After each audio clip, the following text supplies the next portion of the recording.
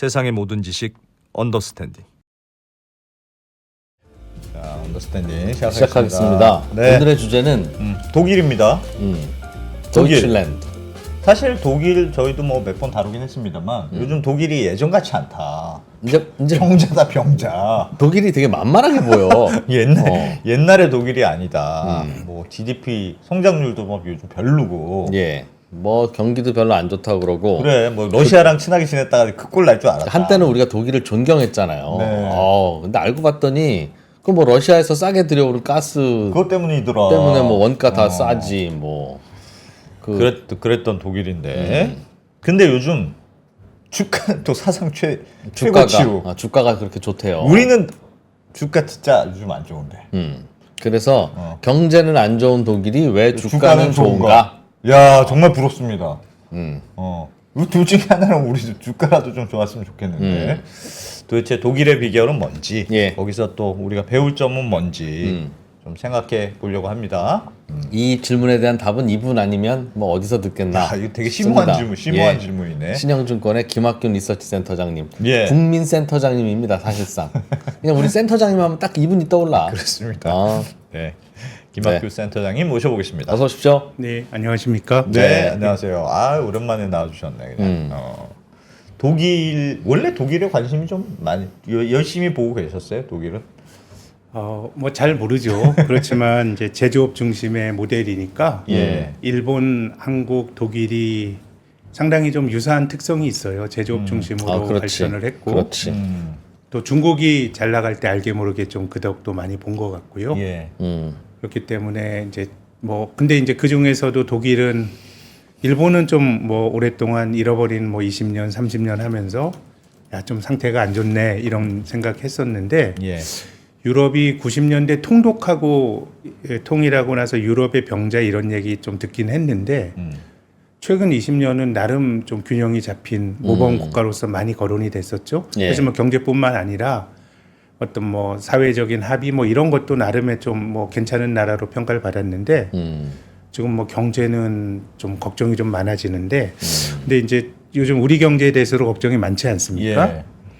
그래서 이게 뭐 남들도 어려우니까 우리가 어려운 게 뭐 괜찮다 위로받으면은 좀 뭐 바보 같은 일 수도 있는데 우리가 미국 중심으로 세상을 보면 야, 미국은 주가도 잘 나가고 경제도 활력이 있고 그런데 실은 지난 한 2008년 글로벌 금융위기 이후로 보면 미국만 빼면 다 별 볼 일 없어졌어요. 따지면 걱정이 많아요. 예. 그렇지, 그렇지. 지금 말씀드린 독일 뭐 작년에 마이너스 성장했습니다. 그러니까 10월 초에 독일 재무부가 올해 성장률 전망치 금융시장에선 거의 뭐 제로 성장하지 않을까 뭐 그렇게 보고 있는데 독일 재무부 전망치는 올해도 마이너스 0.2% 성장. 야. 2년 연속 역성장이라는 건요. 뭐 경기가 좋았다 나빴다 하지 않습니까? 예. 근데 2년 연속 마이너스 성장은 이건 뭐 자주 않은 나타나는 건데. 현상이 아니에요. 예. 우리나라가 60년대 경제 개발한 이후로 여러 우여곡절을 겪었는데 2년 연속 역성장이 한 번도 없었죠. 그러니까 이제 경제가 굉장히 안 좋은데, 그러니까 독일은 유독 안 좋고, 예. 뭐 한국도 걱정이 많고, 일본도 주가는 많이 올랐지만 작년에 일본 경제 뭐 1.9% 성장했다고 하는데 올해 성장률은 거의 제로. 또 주가가 많이 오른다고 하는데 막 정권이 바뀌고 국민들은 힘들다고 하니까 예. 지금 따지고 보면 뭐 미국 말고 많은 나라들은 이런저런 걱정들을 지금 안고 살고 있죠. 중국도 마찬가지인데.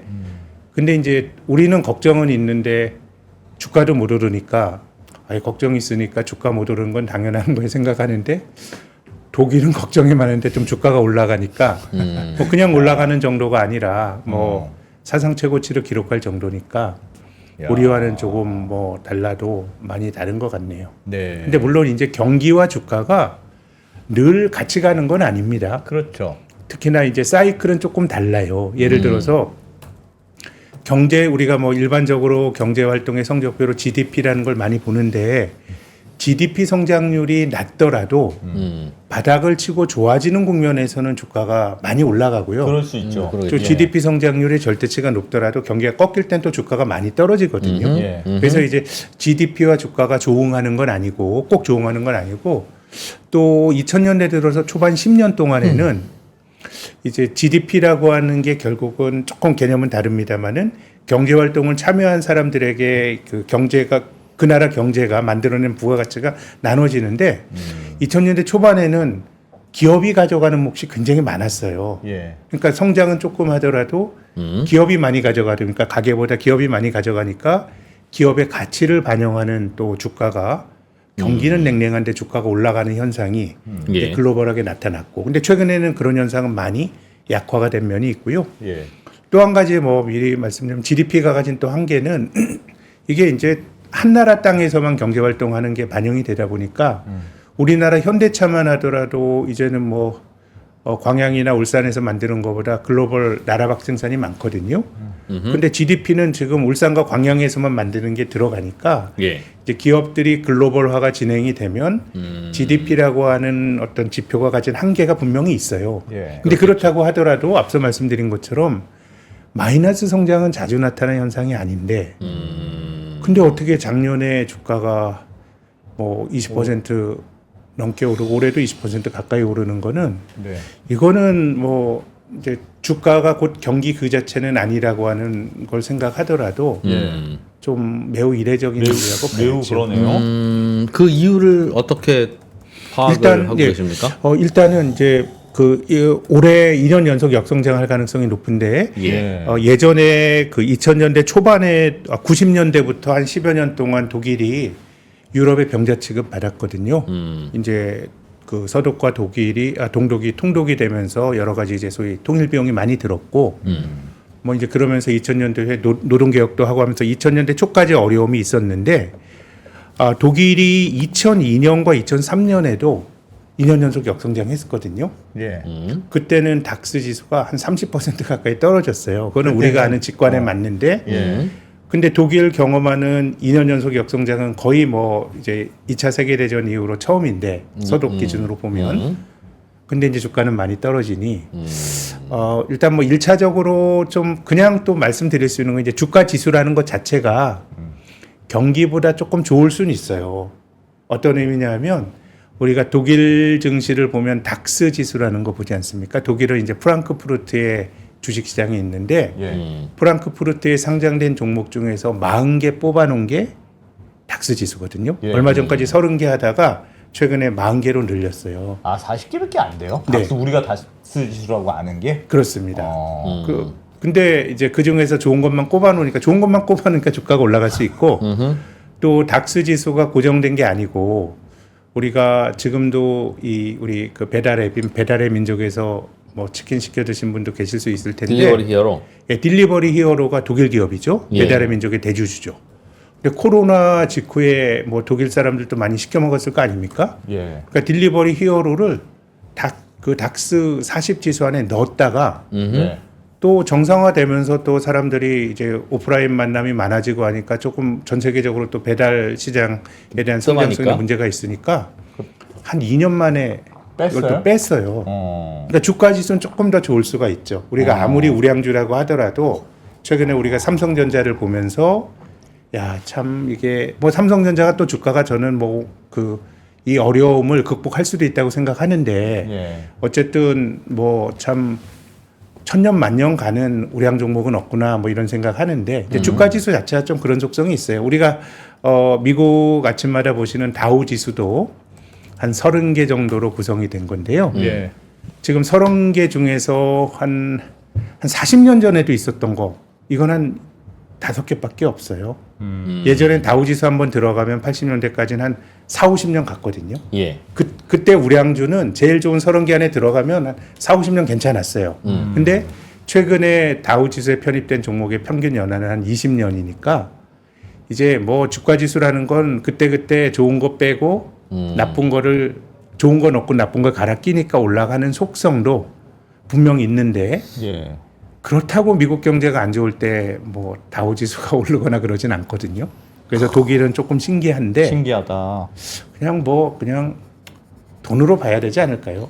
근데 제가 지금 돈이 너무 많이 풀려서. 닥스 예. 지수에 포함된 종목들 보니까 뭐 쟁쟁하긴 하네. BMW, 폭스바겐, 뭐 바이엘, 그거 그냥 도이체뱅크. 그 이름만 그 유명한 애들이에요. 예, 자동차들은 지금 뭐 네. 주가도 안 좋고 어. 자동차들은 좀 이름이야 다 알지. 아디다스. 뭐. 아디다스도 좀 푸마. 뭐 뭐. 아디다스 요즘 슬리퍼로 유명하잖아요. 삼선 슬리퍼.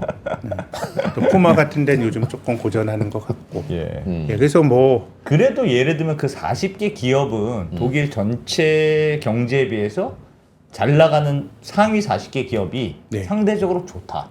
그럴 수 그렇게 생각할 수는 있지 않아요? 그럴 수 있죠. 그게 이제 어떻게 보면 주가 지수라는 것 자체가 어떻게 보면 승자의 기록이에요. 예. 나쁜 건 끊임없이 빠지고 저는 뭐 기본적으로 우량주 장기 투자라는 것도 좀 안 믿는 편인데요. 한 30년 전에 미국 다우 지수에 속했던 종목 중에서 코닥 있었고요. 코닥. 또 베들레헴 철강 있었죠. 예. 그 두 개는 뭐 다우 지수에서 빠진 정도가 아니고 회사가 그냥 망했잖아요. 그러니까 이제 굉장히 당대에 괜찮은 기업이더라도 이제 시간을 두고 가면은 조금 이제 어려워질 수가 있기 때문에 이제 주가 지수는 나쁜 걸 빼고 좋은 걸 계속 갈아 끼니까 상대적으로 좀 나을 수가 있기 때문에 그런 점도 좀 인정을 해야 되는데 이제 앞서 말씀드린 건 그렇다고 하더라도 경제가 우리가 뭐 문제가 많을 때 저성장이라 그러지 마이너스 성장이라는 얘기를 잘 안 하거든요. 그러니까 경제가 마이너스 성장하는 건 자주 나타나는 일이 아닌데 그것도 2년 연속. 그건 더더욱 자주 나타나는 현상이 아니거든요. 근데 주가 지수가 이렇게 올라간다라고 하는 거는 조금 우리가 아는 한편으로는 이런 얘기를 해요. 이 주가 지수는 그 나라 경제의 온도를 보여주는 체온계다. 예. 근데 뭐 독일은 실은 그렇게 보기는 좀 어렵죠. 그러네요. 지금 경제는 되게 어렵고 뭐 좀 자동차 어려워지고 에너지난 좀 있는 것이고요. 뭐 여러 가지로 좀 어렵죠. 뭐 때문일까요? 근데 왜 그런데 주가가 오르죠? 근데 돈을 많이 풀렸어요 돈이? 그걸 어떤 그런 지표로 알 수 있어요? 독일에서 돈이 많이 풀렸다는 돈이 많이 걸? 풀린 거는 이 그 나라에서 굴러다니는 돈은 M2라고 하는 걸로 잡히고 통화량? 예, 통화량인데 그 지금은 2008년 금융위기 이후로는 중앙은행이 돈을 많이 풀었어요. 그래서 네. 이제 중앙은행이 이 돈을 푸는 거는 중앙은행의 자산과 부채가 같이 늘어나거든요. 근데 뭐 글로벌 자본주의가 저는 2008년 이후로 이 돈 푸는 자본주의 뭔가 중앙은행이 위기가 생기면 이게 너무 두려운 거예요.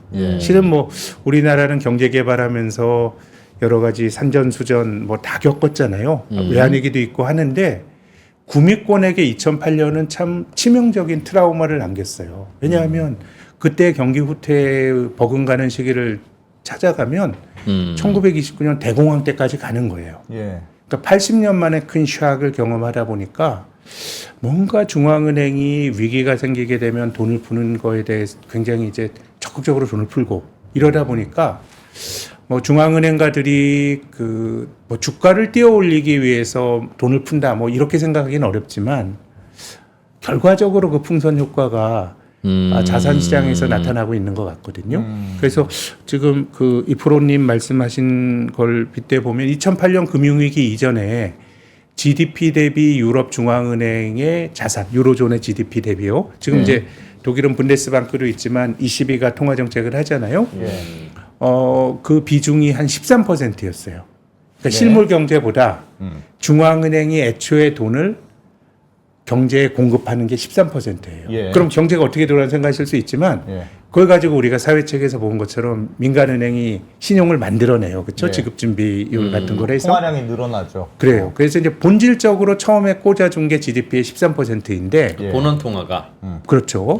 그러면 근데 이 비중이 코로나 이후에 5%까지 50%를 넘어갔었어요. 실제로 돈을 찍어서 많이 뿌렸군요, 진짜로. 돈이 인쇄소에서. 많은 거죠.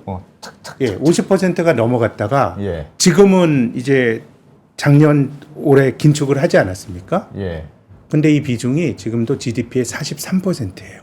그러니까 줄인다고 줄였지만 풀려 있는 보는 돈이 통화가 그러니까 실물 경제 대비해서 압도적으로 돈이 많이 풀려 있는 것 같아요. 예. 그런데 우리가 이제 2008년 이후로 돈이 많이 풀렸다고 말씀드렸는데 코로나 직전 2020년 2월 말에 유로존의 GDP 대비 ECB 자산 비율은 38%예요. 그러니까 지금 긴축을 한다고 했는데 43%니까 예.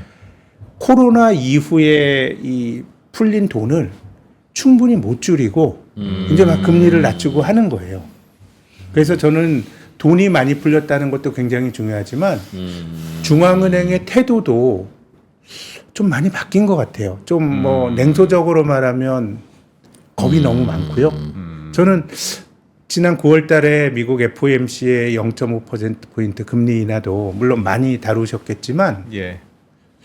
좀 이상하지 않습니까? 금리를 50bp 0.5%포인트 낮춘다는 건 소위 비컷이고 파격인데 그 기자회견부터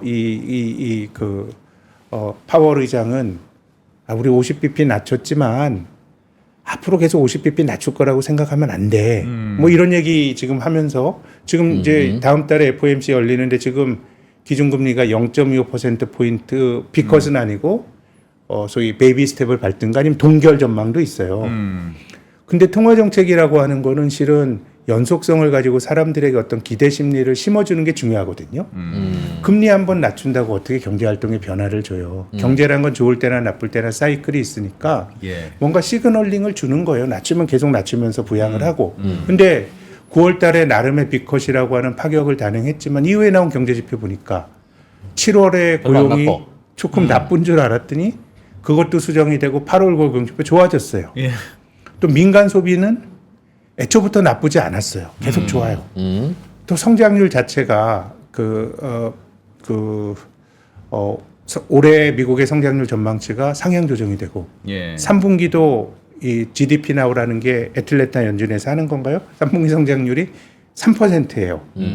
그러면 이제 경기라고 하는 건 우리가 앞으로는 모른다고 하더라도 야 이게 0.50%포인트 낮추는 게 과연 맞았나?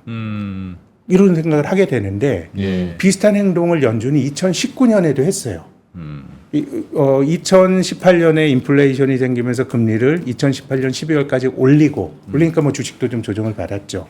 근데 2019년 6월부터 금리를 낮췄어요. 그 당시에도 25bp씩 3번 낮췄는데 그 당시에 금리를 낮추면서 연준 부의장이 했던 말이 야 이건 보험용 금리 인하야. 나는 뭐 인슐런스 컷 이렇게 했거든요.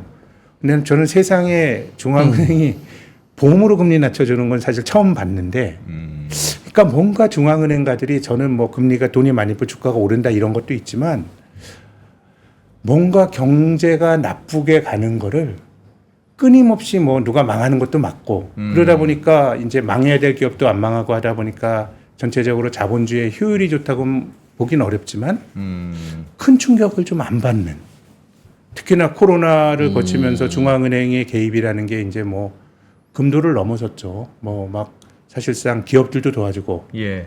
이건 뭐 반칙이죠. 우리가 사실 자본주의에서 돈 벌려고 경제 가는데 돈을 만들어낼 수 있는 중앙은행이 누군가의 포지션을 들어준다는 건 반칙인데 예. 뭔가 그런 금도가 깨져버렸고 그래서 예. 장기적으로 보면 지금의 자본주의가 구조조정도 안 되고 뭐 이런 자본주의라고 볼 수도 있지만 어쨌든 이게 뭐 옳고 그르고를 떠나서 자산시장을 통해서는 계속해서 어떤 풍선 효과가 나타나고 있는 게 지금 모습 아닌가?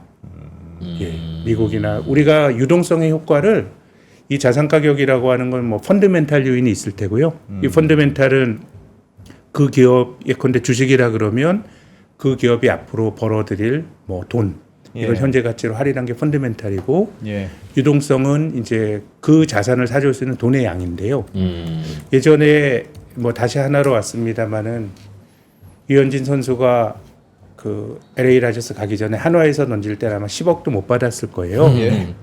근데 LA에서 던지면서 100억이 넘게 훨씬 더 받았죠. 1,000만 불까지 받았잖아요. 예. 그러면 우리가 이 사용 가치나 펀더멘탈이란 관점에서 보면 유현진 선수의 커브가 갑자기 뭐 10배 꺾여 가지고 좋은 비유네요. 좋은 돈을 예시. 받는 게 아니고 그냥 유현진이라고 하는 선수를 사실은 뭐 요령도 많이 늘고 요령이 좋은 선수지만 어깨가 뭐 사실은 뭐 쌩쌩하기로는 한화가 젊었을 때 더 쌩쌩했을 테지만 예. 유현진이라고 하는 상품을 소비할 수 있는 시장 크다. 규모가 다르니까 10배가 된 거거든요. 예. 그래서 제가 뭐 GDP의 뭐 50% 이렇게 말씀을 드렸지만 이게 실은 이게 2008년 이전의 세상으로 보면 이거는 우리의 관념을 넘어선 일이에요. 그 수치 자체가 그렇게 본다 그러면 돈 풀린 끊임없이 게. 풍선 효과가 그 자산 시장을 통해서 나타나고 있는 것 같습니다.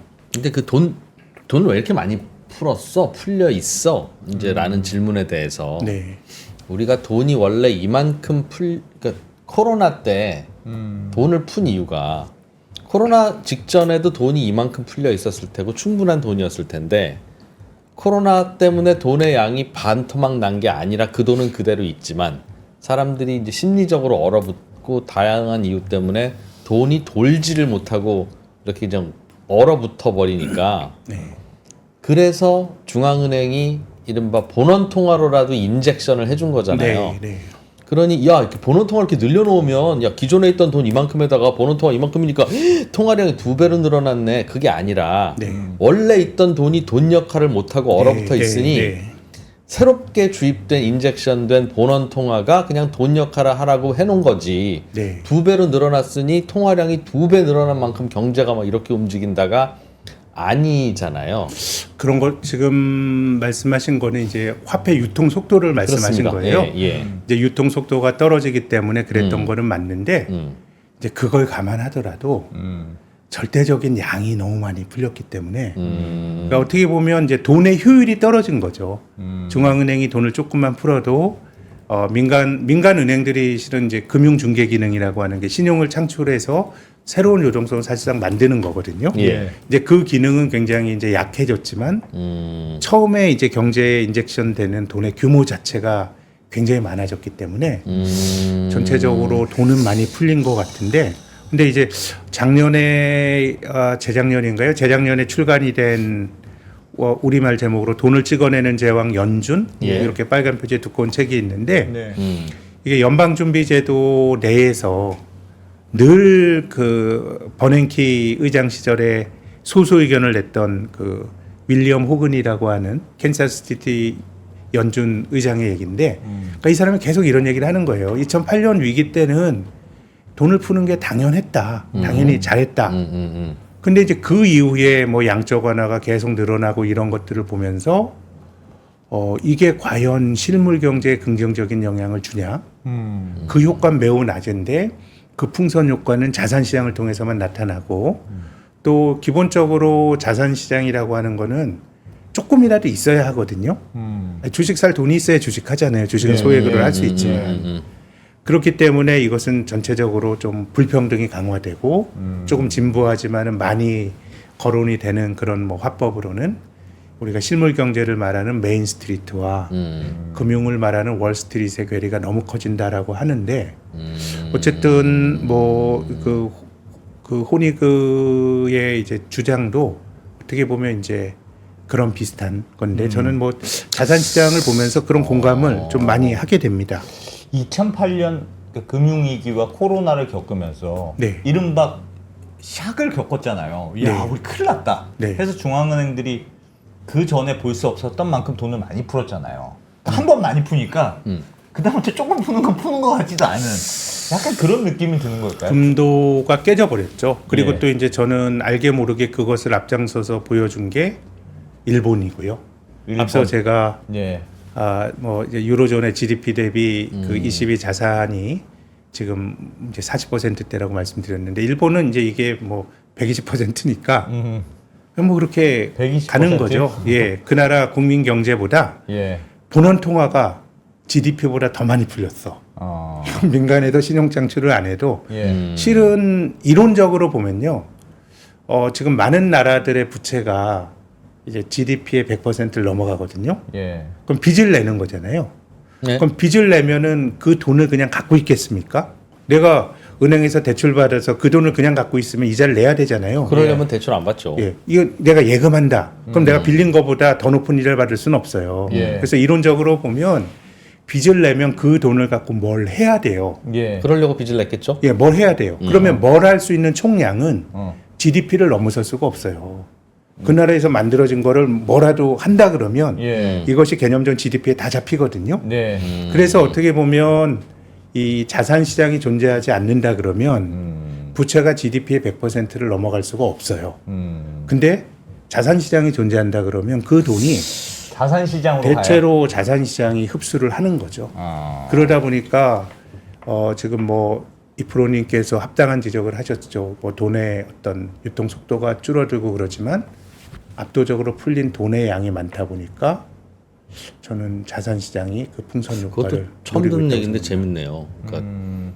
재밌네요.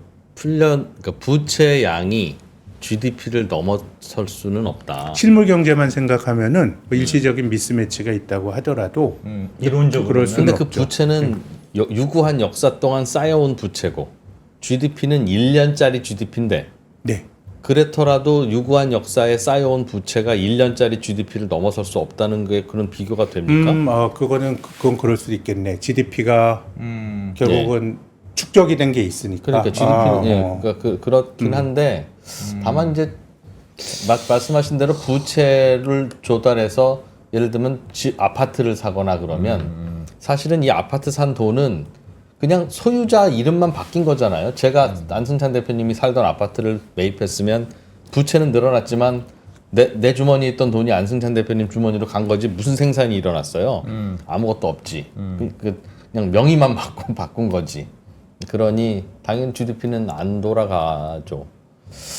근데 저도 궁금한 게 그러면 독일의 경우는 그런 이렇게 늘어난 화폐, 늘어난 통화량이 자산 시장으로 가서 그래서 경기는 안 좋은데 주가는 높아지는 그런 현상이 있는 건데 왜 우리는 그런 현상이 없습니까? 우리는 돈을 덜 풀었나요? 그러니까 앞서 제가 말씀드린 것처럼 지금의 자산 시장은 사실 좀 디테일하게 뭐 기업 이익을 꼼꼼히 제가 살펴보고 그럼 좀 다른 결론이 나올 수 있지만 예.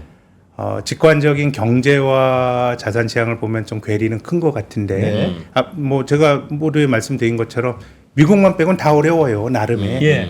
근데 올라가는 시장이 있고 못 올라가는 시장이 있는데 네. 올라가는 시장의 공통점은 인도 정도를 제외하면 대체로 선진국. 선진국? 그게 영향이 있어요? 기축통화. 왜냐하면 이제 돈을 맘대로 풀어도 되는 예.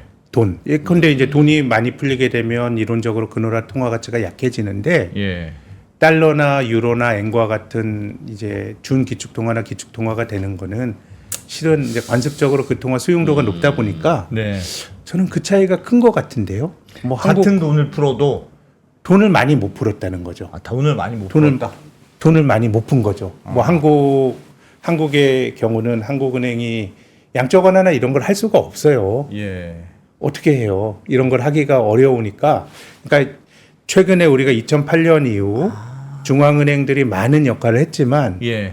압도적으로 돈을 많이 풀고 이렇게 했던 거는 대부분 그렇게 돈을 풀어도 될 만한 선진국 중앙은행들이 돈을 많이 풀었고 최근에 나타나고 있는 선진국과 신흥국의 크게 보면 디커플링은 예. 저는 그 차이가 크고 한국도 뭐 굉장히 큰 경제긴 하지만 한국 원화가 기축통화 아니잖아요. 예. 그리고 또 우리가 이 돈을 풀 때 통화 가치가 약해지는 것에 대해서 얼마 전까지 한국은행도 걱정을 많이 했기 때문에 네.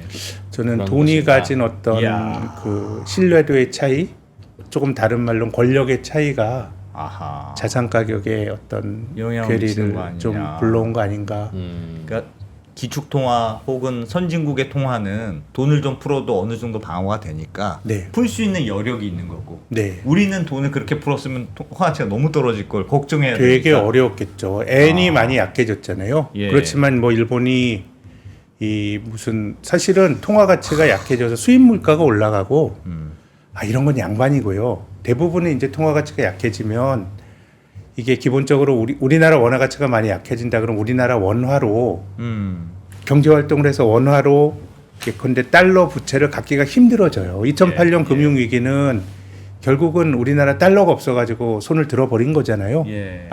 1909년 IMF 외환위기 또 2008년대 원달러 환율이 1,600원 갈 때로 실은 우리나라 외환보유액은 3,000억 달러가 넘었습니다만은 민간 은행들이 외화 유동성 관리를 잘못해서 한미 통화 수합 안 해줬으면은 우리나라 그 민간 은행은 외화 디폴트가 날 뻔했거든요.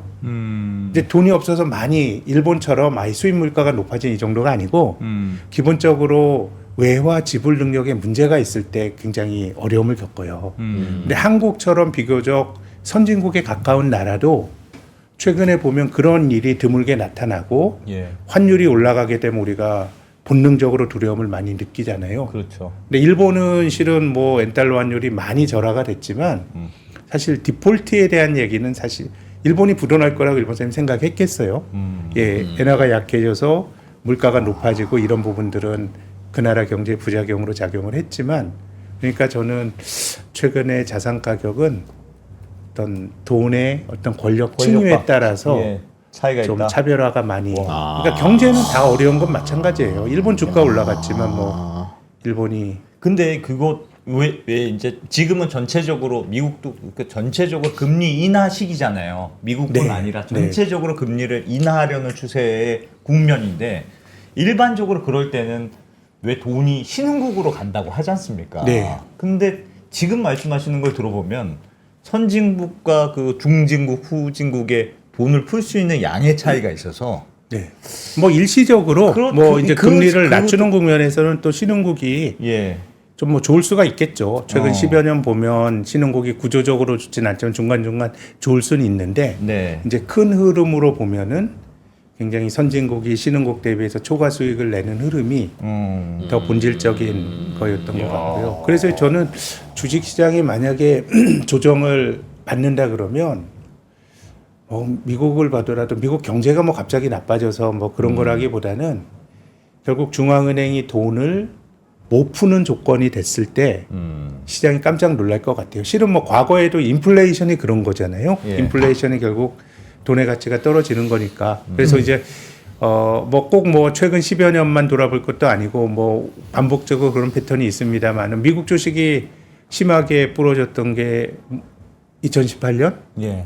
그리고 2022년이잖아요. 그때가 다 이제 인플레이션이 생기면서 중앙은행이 실은 좀 뭐 역할이 약해질 때 네. 주가가 조정을 받았는데 그런 점에서 보면 미국과 중국의 사이가 좀 나쁘지만 중국 경제가 상당히 안 좋은 게 어떤 측면에서는 선진국 자산 시장에는 도움이 되는 측면도 있는 것 같아요. 그게 무슨 말씀? 우리가 작년 재작년에 그렇게 인플레 때문에 걱정을 할 때 예. 중국 경제마저 좋았다고 생각해 보세요. 원자재 빨아들이고 이렇게 한다 그러면 이게 인플레이션 같은 경우 굉장히 부담이 될 수가 있는데 예. 지금 뭐 유가 같은 것도 저는 뭐 쉐일 오일 같은 게 뭐 본질이라고 보지만 미국에서 원유 생산이 많이 늘어난 게 이렇게 중동에서 이스라엘과 뭐 이렇게 전쟁이 날 것 같다 꽤 길게 싸우는데 네. 기름값이 WTI 기준 70%에 막 걸려 있고 그렇잖아요. 예. 이런 게 저는 중국의 수요 또 한편으로는 뭐 이제 중국이 전기차 보급이 많이 되고 하니까 그래서 저는 지금의 어떤 서구 입장에선 경제는 별론데 자산가격이 훨씬 좋거든요.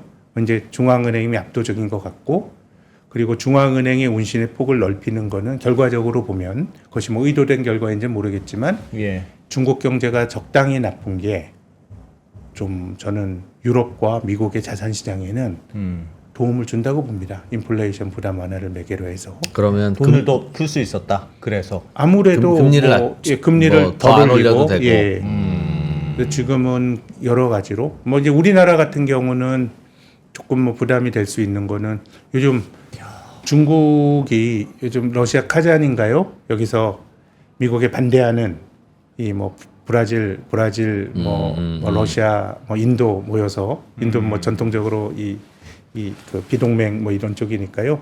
정상회의를 하기도 했지만 최근에 올 여름까지 신흥국들이 중국 굉장히 많이 욕했어요. 예. 막 왜냐하면 밀어내기 한다고 예. 재고떨이 한다고. 지금 우리나라만 하더라도 후판 같은 거는 좀 심각한 것 같은데요. 중국 업체들이 지금 덤핑을 해가지고 우리 업체들이 이거 그 반덤핑 조사해야 된다고 할 정도로 이제 그러다 보니까 크게 보면 제조업과 상관없는 나라들은 예. 이 공급 과잉이라고 하는 게 본질적으로 이 인플레를 막아주는 역할을 하는 거고. 근데 이제 한국처럼 실은 이제 그 제조업 중심의 나라들은 또 그 예컨대 후판 가격의 디플레는 한국의 철강 업체들에는 되게 나쁘니까 여러 가지로 돈이 핵심인데 이런 신흥국 경기가 뭐 한쪽이 확 뭐 부러진다 그러면 이게 글로벌 경제에 영향을 받겠지만 예. 그런 정도가 아니라 그러면은 뭐 확실히 신흥국이 너무 뜨거운 것보다는 지금처럼 좀 차가운 게 그들에게는 좀 도움이 될 수도 있지 않겠는가라는 생각은 드네요.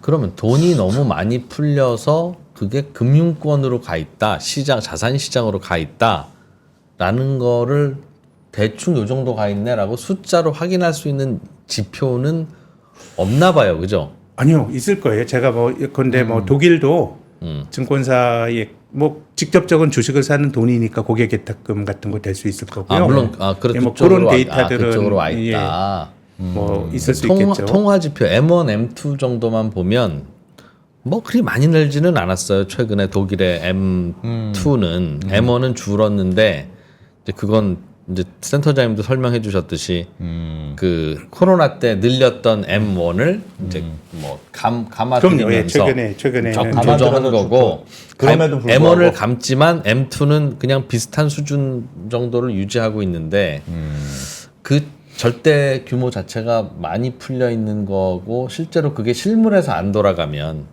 그게 자산 시장으로 간다. 그게 화폐 수량 방정식에서 그게 MV는 뭐 PY 그래서 돈은 풀렸는데 돈은 풀려 있는 거에다가 통화 유통 속도를 곱하면 그게 프로덕트하고 그게 뭐 저 가격으로 나온다는 거잖아요.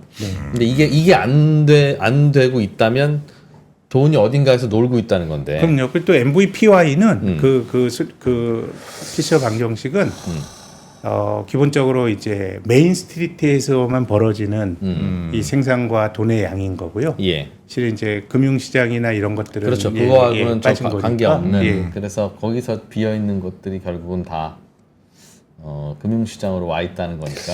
야, 근데 오늘 말씀 들어보니까 그 선진국과 선진국이 아닌 나라가 쓸 수 있는 칼의 무기가 다르다는 뜻 같이 느껴져요. 네. 그러니까 예를 들면 선진국은 경기가 좀 안 좋아? 그러면 그 나라의 그 든든한 통화 가치를 믿고 풀 수 있는 카드가 많은 건데. 네. 예를 들면 우리는 그렇게 못한다는 거잖아요. 우리가 그 근세에 가장 어려움을 겪은 외환위기잖아요. 예.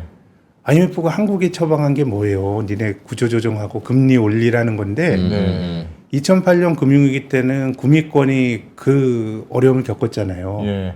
그땐 돈을 풀어서 해결했어요. 반대로. 그래서 위기 때는 제 생각에는 결국 이제 돈이 가진 크레딧이 또 본질적으로 그런 나라들은 외환위기가 뭐 발생할 수가 없고 예. 그리고 저는 이렇게 좀 디커플링이 되는 게 금융적 요인은 네. 지금이나 그 과거에나 늘 그 크레딧이 높은 통화를 가진 나라는 우위가 있었다고 생각하는데 2000년대 초반 10년엔 또 뭐 주가는 신흥국 주가 훨씬 좋았잖아요. 예. 그래서 그건 제가 말씀드린 것처럼 글로벌 경제가 전체적으로 팽창을 할 때는 그 수혜를 보는 걸 신흥국이 볼 수도 있어요. 한국과 같은 제조업 강국이 볼 수도 있는데 예. 지금 미국만 빼고는 뭐 아는 나라들이 사실은 뭐 경제가 별로 별 볼일 없어지니까 그러다 보니까 지금은 어떤 그 돈의 힘이 예. 더 극적으로 영향을 주는 거 아닌가. 뭐 이제 세상이 바뀌어가지고 글로벌 경제가 뭐 아주 뭐 그 설비 투자도 늘어나고 뭐 그런 거라 그러면 뭐 장점을 가진 뭐 한국이나 이런 데가 이제 수혜를 볼 텐데 예. 이제 그게 막혀 있다 보니까 상대적으로 돈의 권위가 있는 나라가 좋을 수 있는데 근데 돈이 좀 많이 풀리다 보니까 그냥 좋은 게 아니고 경제가 역성장을 하는데도 주가 지수는 사상 최고치를 기록을 하는 그런 모습으로 나타나고 있는 거 아닌가 생각합니다. 우리는 그럼 어떻게 해야 됩니까? 진짜. 우리나라는 돈 풀면 또 부동산 가격 오른다 그래가지고 더 못 풀 것 같은데. 네, 좀 뭐 어쨌든 대출만 좀 푼다 그래 또 난리인데 그냥. 그리고 또 우리 주식이 잘 안 되는 그 이유 중에 하나는 제가 앞서서 이 이제 주가 지수라는 것 자체가 예. 뭐 승자의 기록이다 이런 말씀 드렸는데요. 네. 특히 이제 코스닥 같은 경우는 이게 승자의 기록이 아니에요. 우리나라 코스피는 패자도 같이 있어요. 무덤이에요, 무덤. 그렇죠. 코스피의 경우는 실은 새로 들어온 게 많지 않아요. 800개 정도 크게 변화가 없거든요. 예. 그러니까 우리나라 코스피는 독일의 닥스나 미국의 다우처럼 좋은 거 꼽은 건 아니지만 여기도 상장 폐지 제도가 있잖아요. 예. 그러니까 끊임없이 나쁜 거는 빼내요. 예. 그래서 우리 증시 너무 답답하시잖아요. 예. 근데 이거 뭐 이런 말씀 드리면은 사실 주식은 돈 벌려고 하는 거기 때문에 뭐 많이 안 깨졌어요라는 걸 이제 위로 삼으란 말씀은 아니고 다만 예. 이제 우리 시장이 예전에 한국 시장 변동성이 클 때는 한 25% 코스피가 빠지는 건 기본이에요. 강세장에도 그렇게 빠져. 그리고 또 올라가고 장이 빠지면 예외 없이 50%씩 주가가 조정을 받아요. 거의 반토막이 나는 거예요. 근데 우리는 지금 뭐 박스피라 그러지 우리 고점이 3,300이거든요. 그럼 최근에 좀 어려워서 한 20% 정도 밀렸네.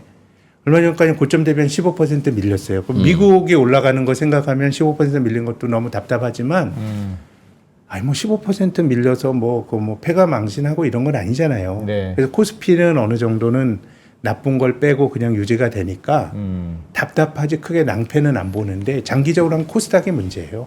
이게 뭐 장기적으로 안 되는데 예. 이게 종목 수가 전 너무 많고 아. 우리 코스피가 한 800개 된다면 코스닥이 한 2,000개 정도 되거든요. 예.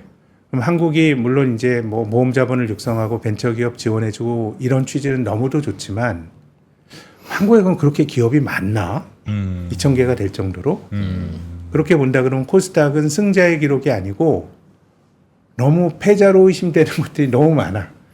예, 그러다 보니까 주가가 안 되는 거죠. 되는데. 저는 코스닥의 경우는 그게 크다고 봅니다. 이제 일본이 조금 이 시장 제도를 바뀌었지만 예전에 자스닥 한 700개, 예.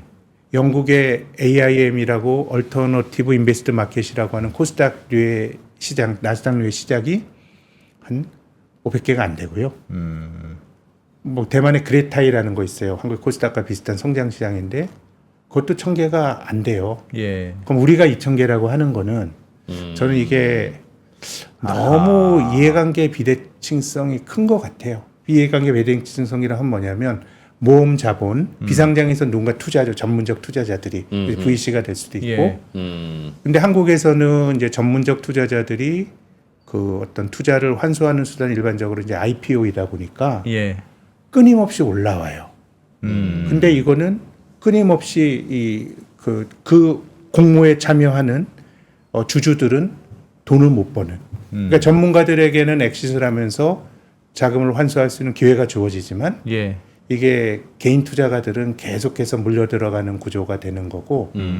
그리고 또 한 가지는 코스닥이 이제 뭐 너무 이제 옛날 일이지만 지금 1,000포인트가 안 되는 사상 최고치가 이 닷컴 버블 때 2,900까지 갔거든요. 야, 그런 적이 그러니까 그런 적이 있었군요. 장기적으로 주가 지수가 못 올라요. 예. 근데 시가총액은 거의 최고치예요. 아. 이 얘기는 뭐냐면 계속 추가만 기업이 된다는 들어오는 뜻이군요. 거죠. 그러니까 예. 시장의 규모는 커지지만 아. 그 안에 있었던 사람은 돈을 못 버는 거예요. 근데 코스닥은 뭐 거의 뭐 90% 이상의 개인 투자가들이 하는 거잖아요. 예. 공모제 형태가 됐건 아니면 높은 기대 수익률을 가지고 하게 됐건 그러다 보니까 저는 한국의 개인 투자가들은 결국은 뭐 성장할 수 있는 기업에게 돈을 주지만 몰아줬지만 보답도 못 받고 또 평판이 좋은 것도 아니에요. 우리가 공직자를 청문회하면 재산 이런 거 하잖아요. 예.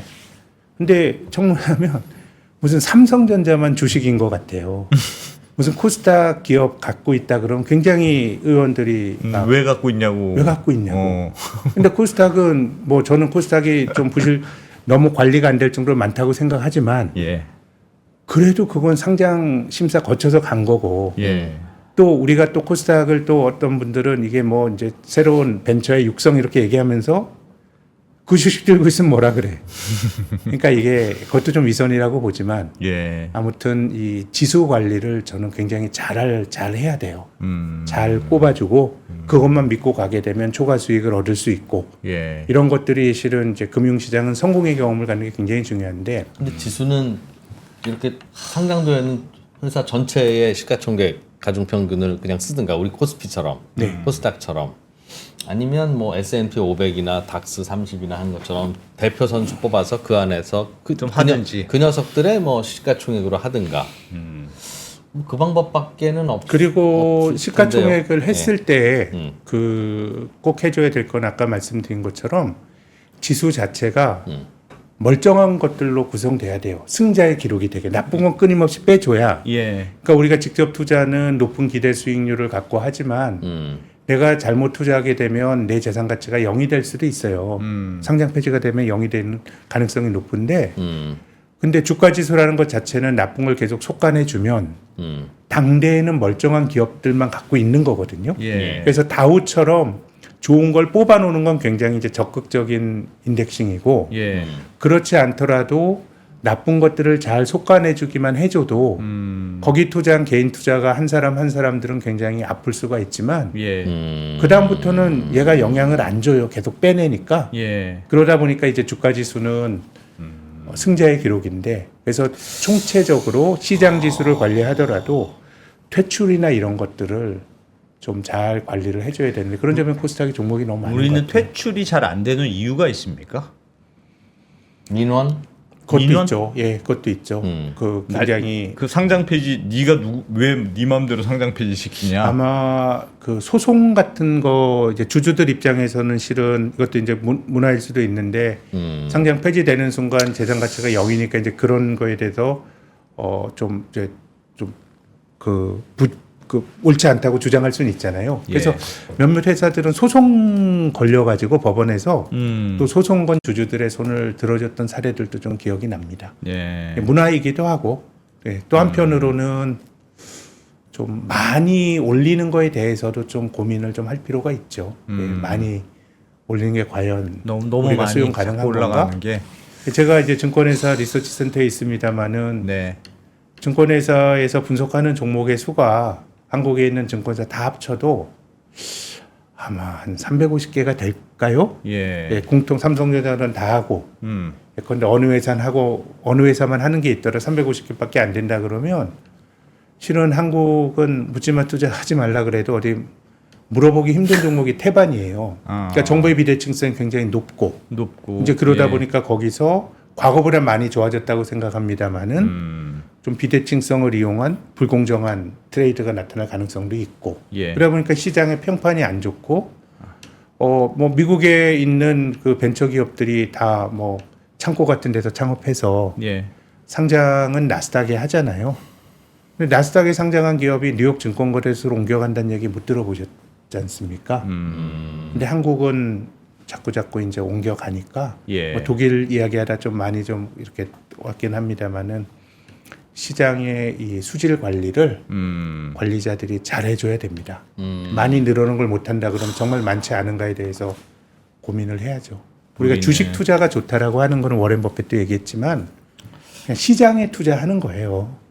시장이 나쁜 거 빼고 좋은 거 넣고 또 경제는 역성장하지 않고 하니까 시장을 추종하는 걸 하게 되면은 크게 낭패를 안 본다라는 게 주식이 누구에게나 좋은 거라고 생각하거든요. 근데 그렇게 보면 개별 종목 투자는 잘 될 수도 있고 안 될 수도 있는 건데 네. 그렇게 보면은 주가 지수 자체가 승자의 기록이 되도록 관리를 되도록 잘해줘야죠. 해야 된다. 우리나라 주식시장에 대해서 요즘 스스로 비판도 하고 고민도 하는데 저는 뭐를 인덱스로 봐야 될지 모르겠어요. 그러니까 측정을 할 수 없다면 이건 평가도 안 되는 건데 시가총액을 코스피 시장의 시가총액으로 할 거냐, 우리나라 증시가 얼마나 잘 성장하고 있냐는 걸 네. 아니면 전체 총액으로 볼 거냐? 코스피 지수로 할 거냐. 그리고 코스피 지수하고 코스피 지수에 투자하는 투자자들의 수익률도 또 다르거든요. 그럴 수 있겠죠. 뭐 예. 트래킹 에러라는 게 있으니까요. 그런데 그 말씀하신 대로 자꾸 속간해주면 코스피 지수는 원래 속간낼 때 예를 들면 삼성전자를 요즘에 자식 말로 안 듣고 공부 못하니까 삼성전자를 속간내면 코스피 지수의 25%가 예를 들면 삼성전자라면 삼성전자를 퇴출시키는 순간 코스피 지수가 줄어들지는 않잖아요. 원래 코스피에는 삼성전자가 없었다고 가정하고 네. 80년대 코스피를 그대로 다시 계산하니까 네. 삼성전자가 퇴출돼도 코스피 지수는 그대로라고요. 네. 그런데 삼성전자가 퇴출되는 순간 코스피 지수를 추종하는 ETF는 25% 하락하잖아요. 삼성전자가 휴지가 됐으니까. 그러니 코스피 지수가 이렇게 움직인다고 투자자들 수익도 그랬을 거라는 보장은 없는 거라서 그런 거라서 우리는 지금 결국은 투자자들이 돈 좀 벌자라고 하는 거라면 그럼 어떤 지표로 우리나라는 돈을 못 벌었냐, 돈 잘 벌었냐 이걸 볼 때 코스피 지수를 보기도 그렇고. 그러니까 예를 들면 미국처럼 자꾸 상장 폐지를 자꾸 시켜주고 솎아주면 지수만 보면 쫙 짱짱하게 잘 나가는 애는 있지만 미국의 그 상장 기업들에 투자하는 투자자들은 뭐 어혈이 낭자했을 거라고요. 자꾸 솎아내는 과정에서 개발 종목을 그렇죠. 개발 종목 그렇겠죠. 투자했으니까. 예. 그러니까 야 나스닥이 이렇게 갔으니까 미국의 나스닥 투자한 투자자들은 이렇게 먹었겠냐? 아니라는 거죠. 자꾸 솎아낸다면. 근데 인덱스가 예컨대 좀 뭐 예를 들었습니다. 인덱스는 25% 빠지진 않아요. 왜냐하면 그 속가내게 되면 그 전에도 이제 시장이 프라이싱을 하겠죠. 예. 떨어지는 과정에서 이제 주가 지수를 끌어내리는 역할을 하는데 그걸 빠지는 순간 그 인덱스의 경우에는 제가 ETF나 이런 건 조금 더 고민해 봐야 되는데 그거는 그냥 이게 전날에도 없었던 것처럼 지수는 해서, 그래서 예. 삼성전자가 어느 날 뭐 부도나서 갑자기 지금 상장 ETF 같은 말씀하시는 그렇죠. 상장 거죠? 폐지되면 코스피 지수는 그 다음 날도 그대로인데 네. 코스피 지수 추정하는 ETF는 네, 네. 삼성전자의 시가총액 비중만큼 툭 떨어져서 그럴 수 있는데 트래킹 에러가 발생한다는 예, 거죠. 맞아요. 예. 근데 이제 지금 한국의 문제는 실은 뭐 삼성전자는 뭐 장기적으로 보면은 뭐 사실은 이제 적절치는 않은 것 같고 조금 그 밑단에 있는 종목들에 대한 관리가 제가 그래서 자꾸 코스닥을 말씀드렸는데 그렇지. 예, 자꾸 이제 좀 빼줘야. 길게 생각하면 그건 그래. 그래야 또 언더스탠딩도 또 상장도 하고 그러죠, 그죠? 안 나오시니까 또 할 수가 없잖아. 자리 번호표가 안 빠지니까. 언감생심입니다. 센터장님 나오신 김에 요즘 저는 미국 경기 다들 요즘 미국 투자도 많이 하니까 네. 미국이 금리를 내림에도 불구하고 뭐 경기 안 좋, 생각보다 경기 너무 좋고 주가 지수는 계속 올라가고 네.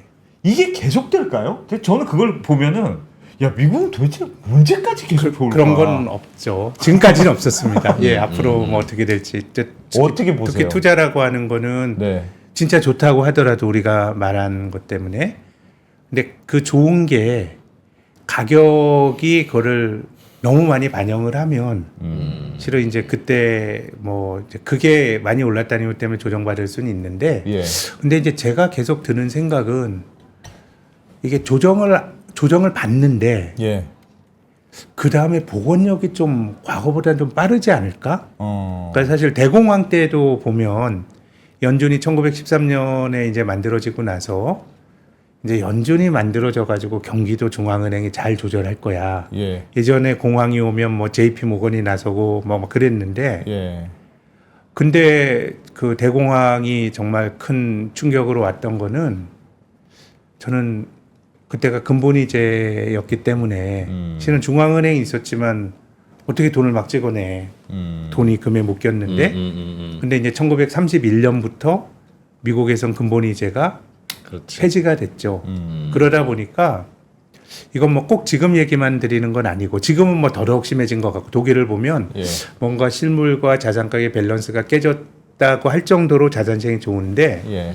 2차 세계대전 이후로 보면 미국 주식이 S&P 500 2년 연속 떨어진 게 딱 2번밖에 없거든요. 예.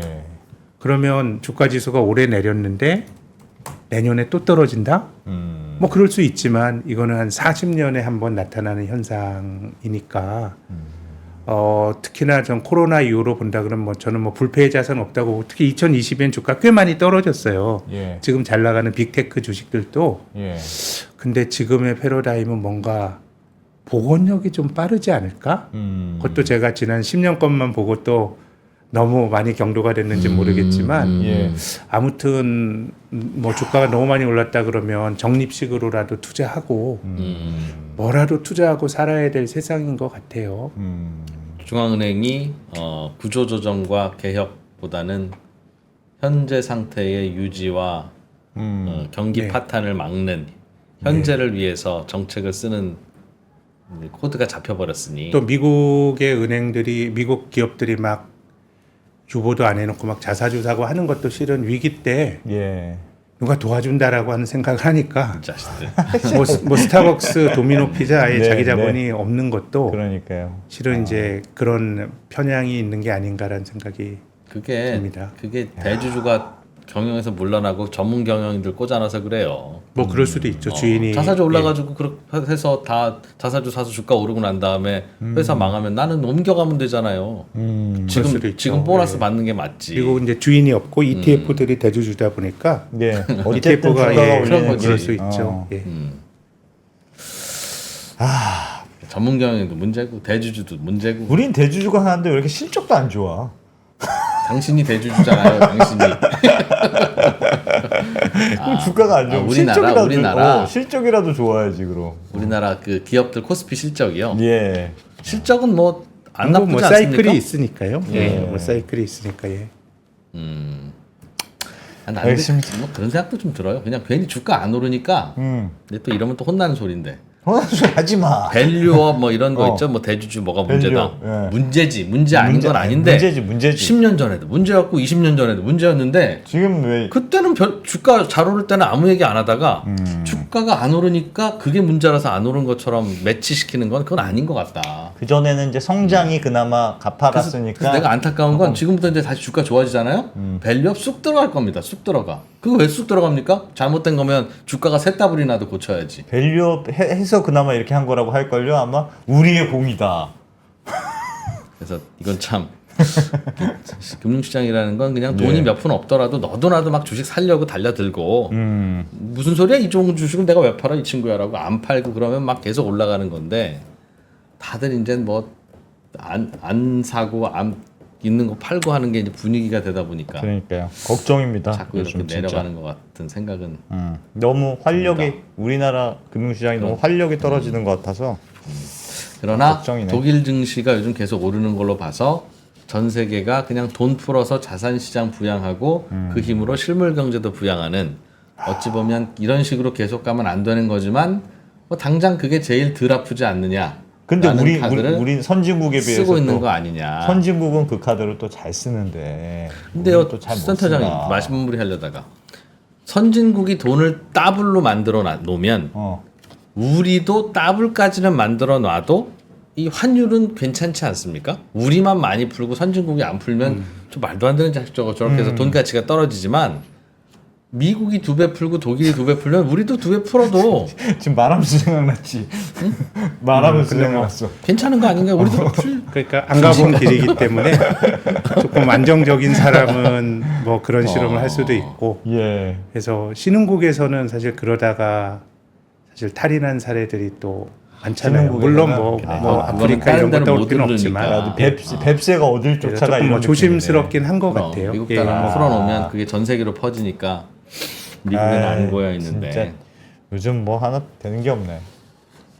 아무튼 새로운 생각을 하게 오. 했습니다. 결국은 그러니까 우리 뭐 그 정의 이런 거 생각하지 말고 자산은 그냥 거품이려니 그러나 이 거품은 계속되려니 생각하고 가능하면 그러니까. 현금 쥐고 있지 않는 게 옳지는 않지만 현명할 수는 있는 것 같다. 그런 그럼요. 얘기를 오늘 하셨네요. 그죠? 그리고 뭐라도 또 예. 시작하기 또 안전한 시기는 없으니까요. 없으니까. 예. 적립식으로라도라고도 표현하셨어요. 야, 지금 센터장이면 진짜 인사이트가 넘쳐. 아, 그러게 깊은 말이에요. 감화를 오늘 깊은 감화를 받은 거. 국민센터장. 네, 어느 증권사에 계시더라도 항상 우리는 김학균 센터장. 네, 있었습니다. 잘 고맙습니다. 들었습니다. 네, 감사합니다.